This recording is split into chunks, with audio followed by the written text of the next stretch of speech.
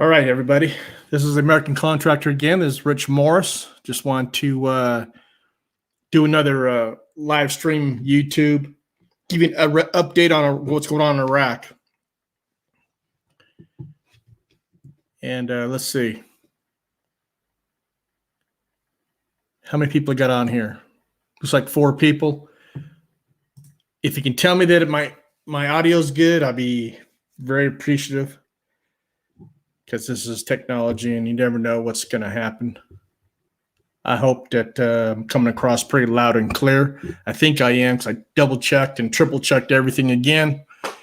So I hope I'm coming in pretty clear. We'll just go into it. If not, I'm sure someone would tell me that I can't, tell me my audio is messing up. All right. Baghdad, Iraq.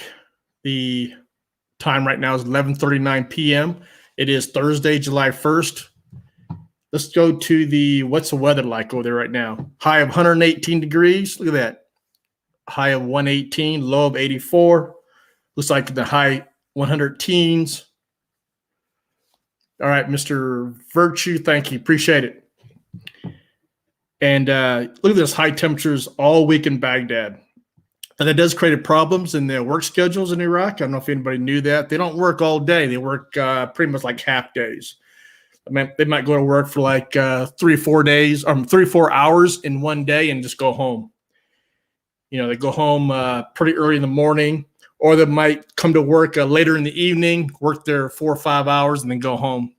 It's just too hot. It's just extremely hot. And with the electricity shortages over there and the rolling blackouts, power outages, it does happen over there.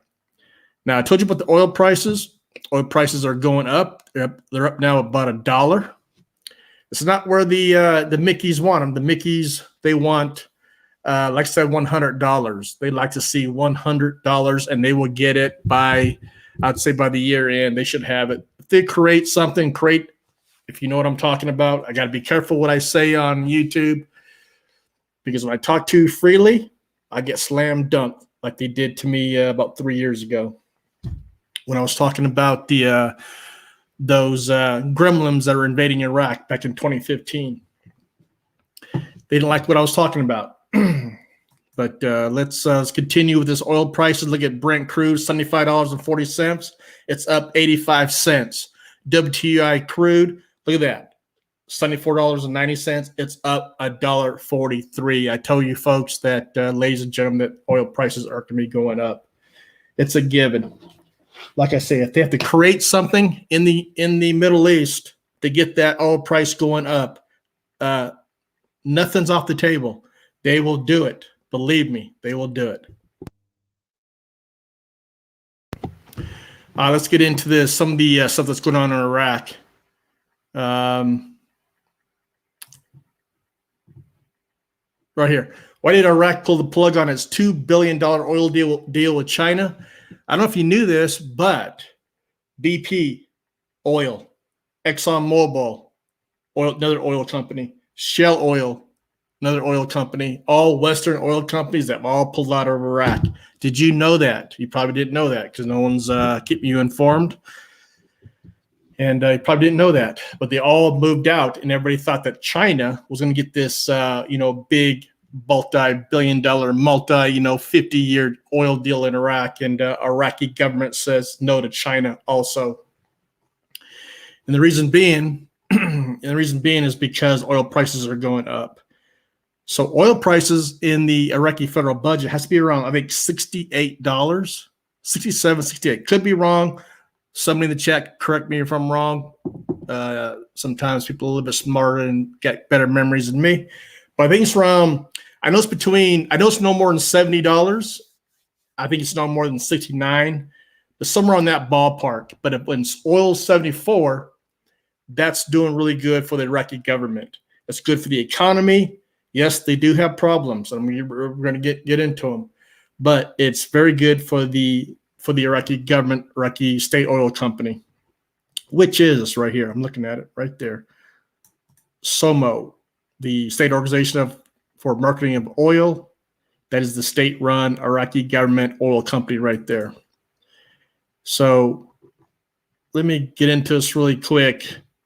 Just when it looked like Iraq was becoming a regional leader, it decided to halt a $2 billion prepaid oil supply oil deal with China's state-owned, we'll just call it Zenwa Oil Company, to strengthen ties with China. I mean, Iraq decided to end a deal with Zenwa and sell its crude supply to other customers as oil prices continued to rise.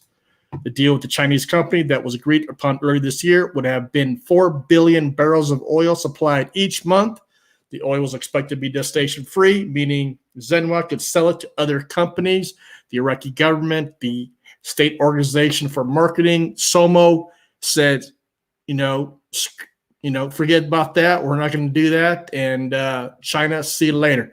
So what's going to happen is going to leave an opportunity for Russia, an opportunity for Iran, and some of these other companies, French, not the United States, not England. You notice BP, ExxonMobil, Shell Oil, they're out of Iraq.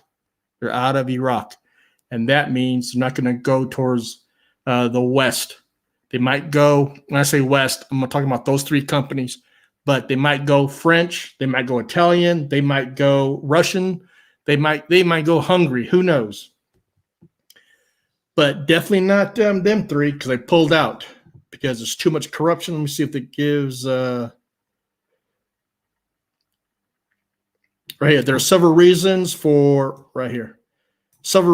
Western super majors exit from Iraq, including the movement away from traditional oil and gas towards low carbon projects, persistent corruption in Iraq's oil industry, and China's dominance of Iraqi oil. That's what they thought, but Iraqi oil government says, or state oil company says, hey, we're not going to deal with you Chinese.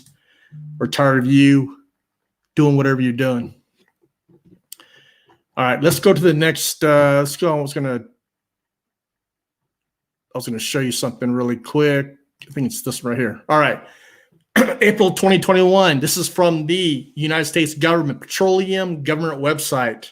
Let's look at the countries that bring in export oil into the United States. I thought we were the number one exporting country in the world. We export everything out of oil, or, natural gas and oil. No, ladies and gentlemen, we don't. Number one country we export oil from is Canada, followed by Mexico, Saudi Arabia, Ecuador, Colombia, the Russians, Iraq, Libya, Nigeria, Algeria, Guyana, Kuwait, Norway, the UK, United Kingdom, and Trinidad. I didn't even know Trinidad had oil companies. But these are the top 15 countries that the United States imports oil from. I bet a lot of people don't even know that. And I could have swore that in March, Iran was on this list. Could be wrong, but I could have sworn that in March, Iran was on this list, because I always look. All right, let's go on to the next one. Now, U.S. raid slammed as a blatant violation of Iraq's sovereignty. Now, listen to this. Now, there's some people out there on YouTube that talk about Iraq and stuff, and I don't normally do this. I don't like talk about other gurus out there. Let me see if I can pull this one up. Hold on one second, folks. I'm trying to go to a YouTube channel here, and I'm going to show you real quick.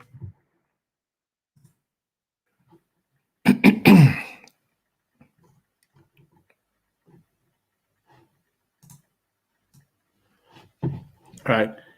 I don't do this too much, but this channel right here, Pimpy's Investment Chat. This guy has a pretty good channel. He has a pretty good grasp on things. I do listen to him from time to time. And but if you go to this channel right here, be sure and join him. Check it out. But he had some pretty good videos right here. But I want to just talk a little about that. He mentioned some things about the PMF. PMF is the Public Mobilization Forces. It's like an umbrella. It's like being in the NFL. I'm in the NFL, but I'm a member of the Indianapolis Colts or the Pittsburgh Steelers.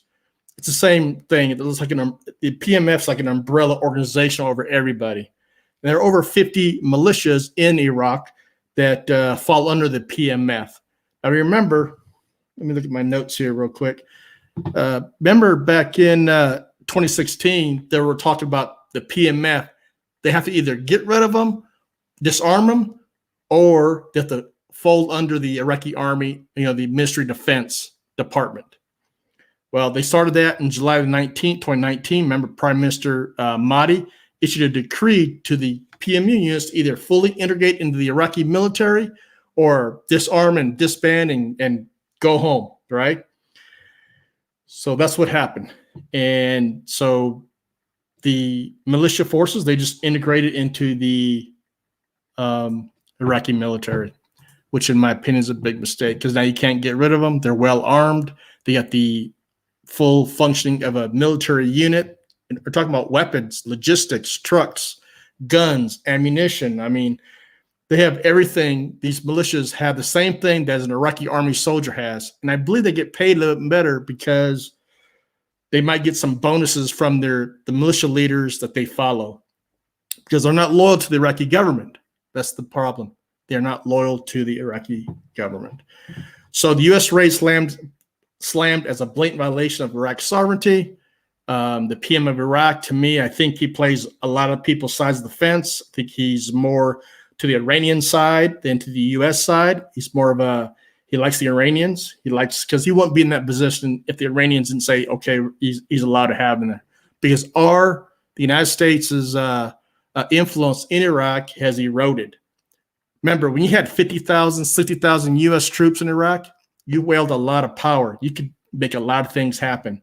But when you only have, 3,000 troops and you're only operating from 2 air bases and 1 air base got overrun and you fled in a Balad air base, you're not going to have too much sway and influence in the Iraqi government.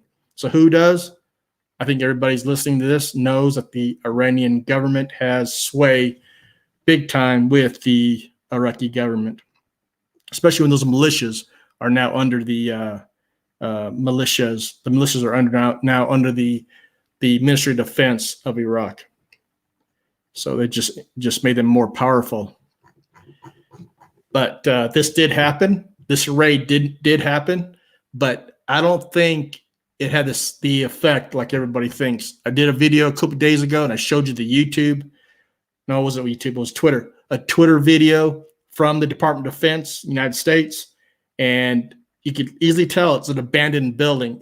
Nobody's living there. You don't see anybody running around. Believe me, when a rocket hits, first thing the Iraqis want to do is just jump out and run. And you don't see that in those videos. Could be wrong, but I don't see no secondary explosions. They say they bombed ammunition storage facilities. I don't believe it for a second. Now let's go on to the next article. Okay, I just showed you the temperature. The reason I did that because we're talking about electricity. Iraq in arrears, Iran shuts off power. Now, the reason why Iran shuts off power to their electrical lines, distribution lines in Iraq is because they want money. Iranian government is lacking their cash flow, and they need influx of cash from Iraq because Iraq owes them some money. So if Iraq doesn't pay, guess what they do? They shut off the power. So Iran halted its crucial supply of power to Iraq, fueling fears of protest Tuesdays amid instability after the resignation of Iraq's electric minister. Don't know why he left. Doesn't say in here in this article. Just it says right here that he left because of political pressure over repeated power outages across Iraq. That's a normal thing. I guess he didn't do a good job. But the average temperatures, look at that, 122 degrees Fahrenheit. And Iranian government wants their money. Iraq's got to pay up. They owe them 1.5.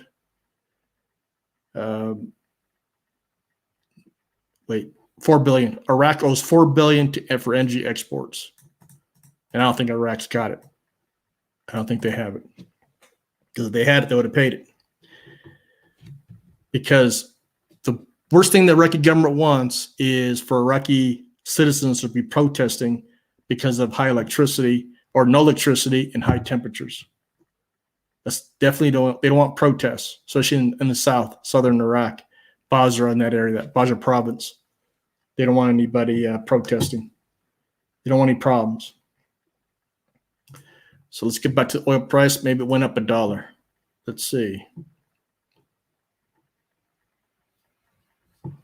Nope, still the same. But it's going to go up, folks. And okay, yesterday they had an explosion.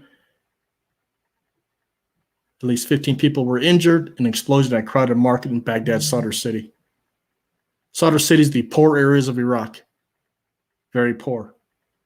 And Sadr has a large military group and also has a major influence in the government. In fact, he has positions in the government that that he siphons money off of and gets things done.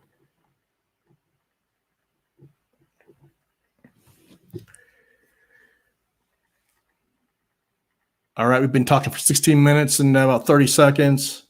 I appreciate you coming by and listening to me. Hope this gives you some more insight on what's going on in Iraq. Maybe I'll do another video later, but appreciate your time and appreciate you watching this. If you like, leave a comment below. Tell me what you'd like to hear about in Iraq. I will try to do something on that.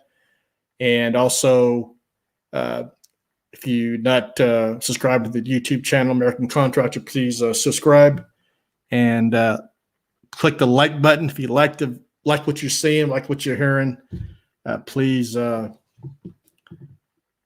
it and give me a thumbs up. Thank you for watching.